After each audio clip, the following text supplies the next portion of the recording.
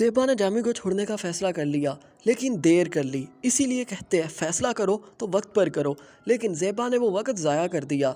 ज़ेबा के बाप से एक गलती हुई थी। उसने अपनी बेटी की शादी करने से पहले इन्वेस्टिगेशन नहीं करवाई अपने दामाद के बारे में और अपनी बीवी पर ट्रस्ट किया। लेकिन जब ज़ेबा के बाप ने जान लिया कि उससे गलत फ़ैसला हो गया तो अपनी बेटी को कन्विंस किया कि जामी को छोड़ दो। लेकिन अपने बाप के रोकने के बावजूद भी वो जामी के साथ चली गई और अब प्रेग्नेंट हो जाएगी और अब सारी ज़िंदगी मजबूर हो जाएगी जामी के साथ रहने पर, क्योंकि वो ये समझेगी कि अगर मैं अपनी औलाद को उनके बाप से दूर कर दूंगी तो हमारी औलाद सारी ज़िंदगी सफ़र करती रहेगी। लेकिन ज़ेबा को ऐसा नहीं करना चाहिए था, ना तो पहले जामी के साथ जाना चाहिए था और ना ही अगर बच्चे हो गए थे तब भी जामी के साथ रहना चाहिए था। कफ़ील को आपके साथ शेयर करें। इससे पहले आप लोगों से रिक्वेस्ट है, काइंडली हमारे इस चैनल को ज़रूर सब्सक्राइब कर दें, क्योंकि कफ़ील तो आप वीक में 2 दिन देखते हो, लेकिन हमारे इस चैनल पर पूरा वीक एंजॉय करते हो इस ड्रामा को। अब ज़ेबा को सारी ज़िंदगी यही सब कुछ सहना पड़ेगा। दूध वाला आकर पैसे मांगेगा तो जामी कहेगा मैंने तो पैसे दे दिए थे, वो झूठ बोल रहा है। कर्ज़ लेने वाले दरवाजे पर आएंगे तो जामी कहेगा वो झूठ बोल रहे हैं, मैंने किसी का कर्जा नहीं देना।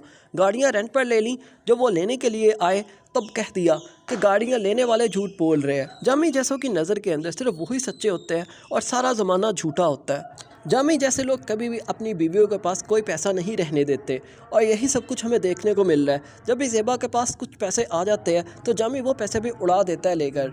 ये एक कफ़ील की कहानी नहीं बल्कि हर दूसरे घर की कहानी है। हर दूसरे घर के अंदर ऐसा शौहर मौजूद है। स्पेशली ये चीज़ तो बहुत कॉमन है कि बीवी के पास जो ज़ेवरात होते हैं उनको बेचना शौहर अपना फ़र्ज़ समझते हैं और औरत बेचारी भी मजबूर होकर या इमोशनल ब्लैकमेल होकर अपने शौहर को अपने सारे ज़ेवरात दे देती है शादी के पहले दूसरे साल ही, कि अगर वो ऐसा नहीं करेगी तो उसके बाद उसका घर ख़राब होगा। लेकिन वो ये बात नहीं समझती, अगर वो अपने ज़ेवरात की कुर्बानी भी दे देती है उसके बाद भी उसको कुछ हाथ नहीं आता, कुछ हासिल नहीं होता। वो अच्छा बनने के लिए ये सब कुछ करती है लेकिन तब भी वो अच्छी नहीं बन पाती।